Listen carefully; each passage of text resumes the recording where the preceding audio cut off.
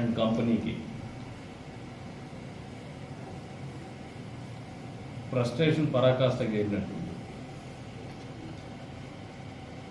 ఎందుకు చెప్తున్నామంటే ఈ మాట,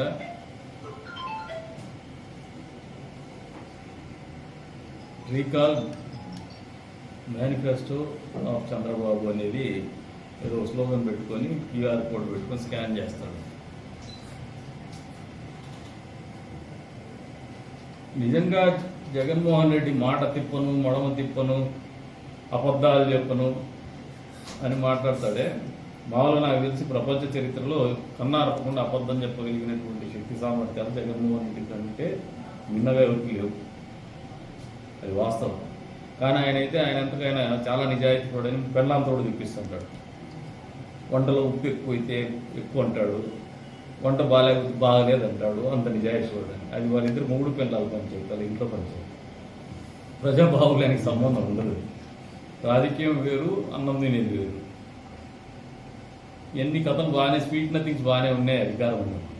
అధికారం పోయినాక, అధికారం ఉన్నప్పుడు పరదాలు ఉన్నాయి, పోలీసులు ఉన్నారు, అక్రమ కేసులు ఉన్నాయి, దౌర్జన్యాలు ఉన్నాయి, అక్రమ వ్యాపారాలు ఉన్నాయి, అక్రమ మైనింగ్లు ఉన్నాయి, బాక్సైట్ దోపిడీ జరిగింది,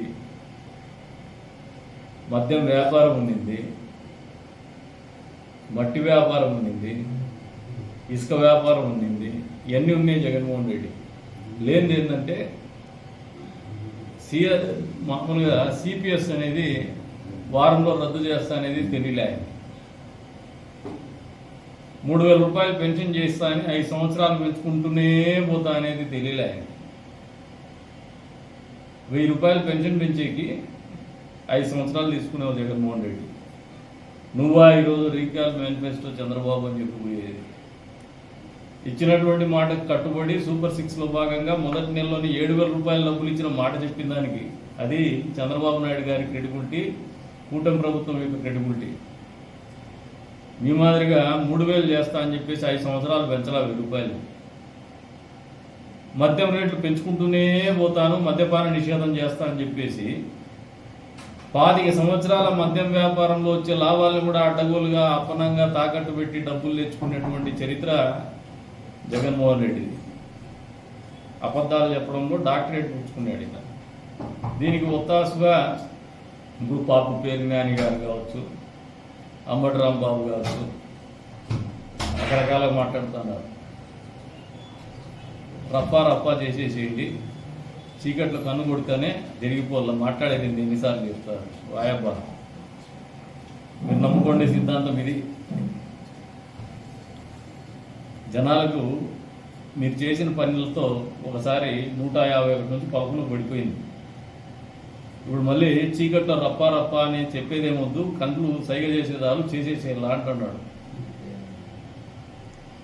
ఇంక ఏం చెప్పాలో మరి ప్రజలు ఏం ఆలోచన చేస్తున్నారు? నీ కాళ్ళకు కడియాలు పెడతాను, నడుము వడ్డానం పెడతాను, ముక్కు పుల్ల పెడతాను, నీకు అమ్మ తల్లికి వందనం పెడతాము, మళ్ళా అన్నదాత సుఖీభావ ఇస్తాము, ఇల్లు కట్టిస్తాము, రోడ్లు వేయించినాము, గ్రామీణ ప్రాంతంలో రోడ్లు వేయించినాము, రోడ్లు మరమ్మతులు చేయించినాము, తాగునీళ్ళ అవసరాల జలజీవన్ మిషన్ కింద తీరుస్తున్నాము, హైవేలు తీసుకొచ్చినాము, అమరావతిని తెచ్చినాము, పోలవరం కడతాము, ఇన్ని విశాఖ స్టీల్ని ప్రైవేటైజేషన్ కాకుండా ఆపినాము.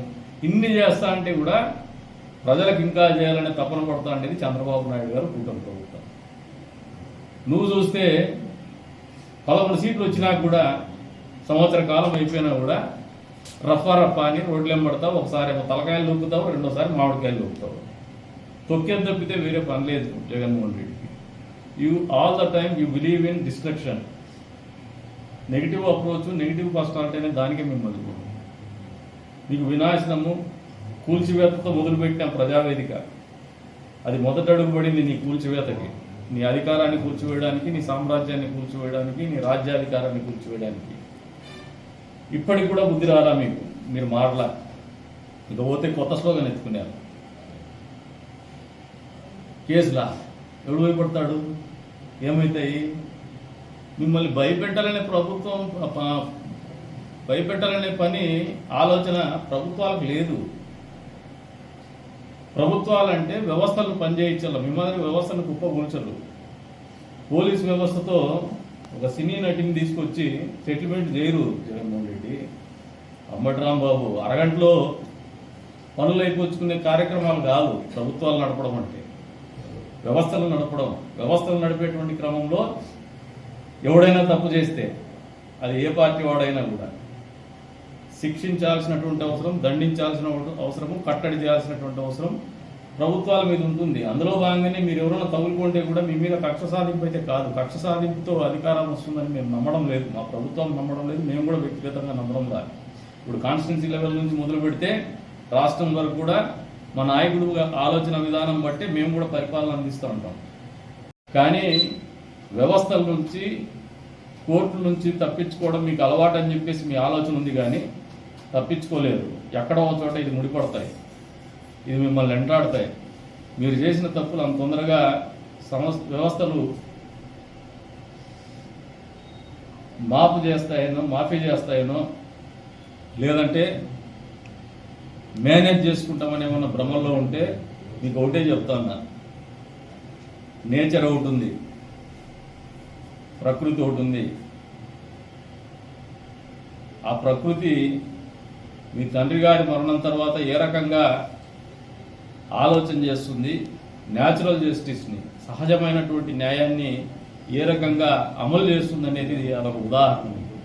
ఇంకా మీరు దాని నుంచి కూడా నేర్చుకోవాలి. ఇప్పటికి కూడా కేసులు ఏమైతాయి, ఎన్ని కేసులు పెడతావు, ఎవడు భయపడతాడు, మిమ్మల్ని భయపెట్టే ఆలోచన లేదు ఈ ప్రభుత్వానికి అని చెప్పేసి మీ అందరికి కూడా తెలియజెప్తున్నాం. కేవలం తప్పుడు వ్యక్తుల్ని, తప్పుడు మనుషుల్ని, తప్పు చేసినటువంటి వాళ్ళని శిక్షించేటువంటి కార్యక్రమం ఖచ్చితంగా ఈ ప్రభుత్వం చేస్తుందని చెప్పేసి కూడా ఆ శ్రేణులకు తెలియజెప్తున్నాం. మిమ్మల్ని కేసులు పెట్టేటువంటి ఆలోచన, తప్పుడు కేసులు పెట్టేటువంటి ఆలోచన ఎక్కడ కూడా మాకు లేదు. తప్పుడు కేసులు పెట్టింటే బలాందని చెప్పేసి మీరు చెప్పండి, తప్పుడు కేసులు అని చెప్పేసి సాక్ష్యాధారాలతో సహా బహిరంగంగా చర్చకు వస్తాం. మేము భయపెట్టేటువంటి ఉద్దేశం ఎవరికి లేదు. ఇక్కడ ప్రజాస్వామ్యంలో ఎవరెవరిని భయపెట్టలేదు. ఒకసారి గాంధీ మహాత్ముని గారి పోరాట విధానం చూసిన తర్వాత ఎవరినైనా భయపెట్టో, అణిచివేసో ఆపగలమనుకుంటే మూర్ఖులేవు. మాకు ఆలోచన లేదు. మేము బలంగా నమ్ముతాం, ప్రజలను నమ్ముతాం, ప్రజాస్వామ్యాన్ని నమ్ముతాం. ప్రభుత్వాన్ని సరైనటువంటి దిశలో పరిపాలన కొనసాగించే విధానంలోనే పరిపాలన కొనసాగిస్తాం. కానీ అక్రమ కేసులో బెదిరించడం ద్వారానో రాజ్యాధికారాన్ని కాపాడుకునేటువంటి ఆలోచన విధానం కానీ, అంత అభద్రతా భావం కానీ మాలో లేదు. జగన్మోహన్ రెడ్డి అనుకో ఖచ్చితంగా నిర్మాణాత్మకంగానే వ్యవహరిస్తున్నాం. చేసిన పనులు తెలియజెప్పుకుంటున్నాం, ప్రజల దగ్గరికి పోతున్నాం. ప్రజలు కూడా సంతోషంగా మమ్మల్ని ఆదరిస్తున్నారు. వచ్చే రోజుల్లో మరింత మేలు ప్రజలకు చేస్తాం. ఈ రాష్ట్రాన్ని కూడా అన్ని రకాలుగా అభివృద్ధి పదంలో నిలుపుతామని చెప్పి కూడా తెలియజెప్తాను. కానీ మీరు ఇప్పటికి కూడా ప్రజల్ని మభ్యపెట్టేటువంటి ప్రయత్నాన్ని మానుకోమని హెచ్చరిస్తాను. మంచి చేయాలని తప్పంతో ఉన్నాడు ఆయన. Is a world class leader. For your kind information. మీకు ఇంకా నచ్చకపోవచ్చు, ఇప్పటికి కూడా చంద్రబాబు నాయుడిని విమర్శించడం తప్పితే బొత్స సత్యనారాయణ గారికి కావచ్చు, వీళ్ళకి కావచ్చు, అబద్ధాలు, మోసం. ఏం అబద్ధాలు చెప్పినారు? సూపర్ 6లో పెన్షన్ ఇస్తా అండి, ఇది అబద్ధమా? 4,000 పోయి అవ్వాతాతను అడగండి. 6,000 రూపాయలు పెన్షన్ ఇస్తా అండి, ఇది అబద్ధమా? పోయేసి వికలాంగులను అడగండి. 15,000 రూపాయలు డబ్బులు ఇస్తా అన్నారు పెన్షన్లో. పోయేసి మంచం మీద కదలలేని పరిస్థితిలో ఉండేటువంటి పేషెంట్ని అడగండి. ఇంకా ఎక్కడైనా ఉంటే కూడా ఇంకా ఇవ్వాలనే ఆలోచనతోనే మేము కూడా జనాల్లోకి పోతాము. మేము జనాల్లోకి మంచి చేయాలని పోతున్నాం. మీరు జనాల్లోకి ఎందుకు పోతున్నారంటే జరుగుతూ అంటే మంచి వాళ్ళు నమ్ముతున్నారు, ప్రజలు ఆదరిస్తూ ఉన్నారు, మాకు బతుకు తెరువు ఉండదు, భవిష్యత్తు ఉండదని భయంతో మీరు జనాల్లోకి పోవాలని ఆలోచన చేస్తారు. కానీ జనాల్లోకి పోవడంలో మీ స్ట్రాటజీ కూడా ఏంటంటే all the time you believe in negative approach. Short term benefits expect చేస్తారు, మత విద్వేషాలు రెచ్చగొడతారు, కులాల మధ్యన చిచ్చు పెడతారు. ఎప్పుడు కూడా మనుషుల్ని ఓటర్ల మాదిరిగా చూసేటువంటి మనస్తత్వం పులివెందులలో మీ కుటుంబానికి ఉన్నటువంటి ఆలోచన విధానం రాజకీయాల్లో. మీరు మనుషుల మాదిరి చూడలా, సమాజాన్ని సమాజం మాదిరి చూడలా. మిమ్మల్ని అధికారాన్ని మిమ్మల్ని గద్దెక్కించేటువంటి ఉపయోగపడేటువంటి ఓటర్లుగానే చూసినారు. అందుకని ఎప్పుడు కూడా కోళ్ళ ఫారం బ్యాచ్ మీది. కోళ్ళు ఇంజక్షన్స్ ఇచ్చి బరువు తొందరగా పెరిగితే తొందరగా అమ్ముకోవచ్చు, మళ్ళా డబ్బులు ఎక్కువ సంపాదించవచ్చు అనే టైప్కి. ఆ రకంగానే మీరు వెల్ఫేర్ని చూసింది. మేము అట్లా కాదు. ప్రజల కష్టంలో ఆదుకోవాలా, వాళ్ళకి చేదోడుగా వాదోడుగా ఉండాలా. అంతేకాకుండా సమాజంలో తలసరి ఆదాయం పెరగల్ల, జీవన ప్రమాణాలు పెరగల్ల, రాష్ట్రం అభివృద్ధి పదంలో నిలవల్ల, రాజధాని లేనటువంటి రాష్ట్రంగా ఈ రాష్ట్రం ఉండకూడదు. అంతేకాకుండా ఆర్థికంగా కూడా అభివృద్ధి పదంలో ముందుకు పోవాలంటే ఆర్థికంగా కూడా అప్పుల్లో నుంచి నిలదొక్కుని ముందుకు పోవాలనే ఆలోచనతో ఈ ప్రభుత్వము చంద్రబాబు నాయుడు గారి నాయకత్వంలో పనిచేస్తుంది. మీకు అవి అన్నీ నచ్చవు. నచ్చక మీ కోవర్టులతో మెయిల్ పెట్టిస్తారు ఆర్బీఐకి. ప్రభుత్వాలు నడపడంలో చేతగాంతనము, సోషల్ మీడియాను అడ్డం పెట్టుకొని అబద్ధాలు ప్రచారం చేయడం, 2 సాక్షి పత్రికా సాక్షి ఛానళ్ళు పెట్టుకొని అబద్ధాలు ప్రచారం చేయడం తప్పితే మీకు తెలిసింది ఏముంది? జగన్మోహన్ రెడ్డి అండ్ కంపెనీ తెలియజేస్తాం. ఈ రోజున గ్రామాల్లోకి వస్తారంటున్నారు. మా చిత్తశుద్ధికి ప్రజాస్వామ్యాన్ని మేము నమ్ముతామనేది ఒకే ఉదాహరణ. అక్రమ కేసులను మాట్లాడుతున్నారు. చంద్రబాబు నాయుడు ఇంటి గేటుకి తాళు కట్టినారు మీరు, మీకు అధికారం ఉంటే. చంద్రబాబు నాయుడు గారిని ప్రోగ్రామ్స్ పెడితే పోనీకుండా చేసినారు మీరు, పూర్తిగా రిస్ట్రిక్ట్ చేసినారు.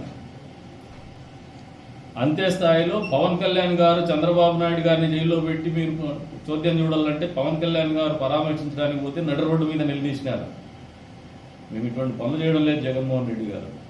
మీరు అధికారంలో ఉంటే ప్రజల్లోకి పోవాలంటే పరదాలు కట్టుకుని ప్రజల్ని కూడా రోడ్లకి రానివ్వాలా? మీకు మీ ఆలోచన విధానం ఇది, మీ నియంతృత్వ పోకడలేదు. మేము అట్లా చేయడంలే.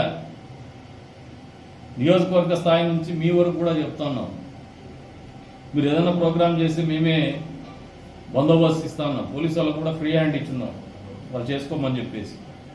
ఎందుకంటే ప్రతిపక్ష హోదా అయితే ఇవ్వలేదు, కానీ ఎవరైనా 4 మాటలు మాట్లాడితే అది ఏదైనా మా తప్పులు సరి చేసుకునేటువంటి విధానంలో కానీ మాకు ఉపయోగపడతాయి నిర్మాణాత్మకంగా అంటే ఖచ్చితంగా తీసుకునేటువంటి పాజిటివ్ అప్రోచ్తో ఉండేవాళ్ళము, ఓపెన్ మైండ్తో ఉండేటువంటి నాయకులు ఈ పార్టీలో కానీ ప్రభుత్వంలో కానీ ఉన్నారు.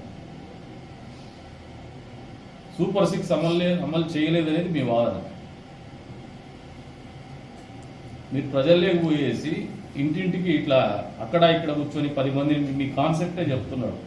అక్కడక్కడ పోయేసి ఒక 10 మంది ఉండేటట్టు వాళ్ళతో టెస్టిమోనియల్స్ తీసుకొని ఆ క్యూఆర్ కోడ్ని చేయించండి. మీరు గడప గడపకు పోతే మీరు మొగోళ్ళే, మీరు రాజకీయాలకు పనికి వస్తారు. అంతేగాని ఈ రకమైనటువంటి ఆలోచన విధానము అసలు రాష్ట్రం అభివృద్ధికి అవసరం లేదు.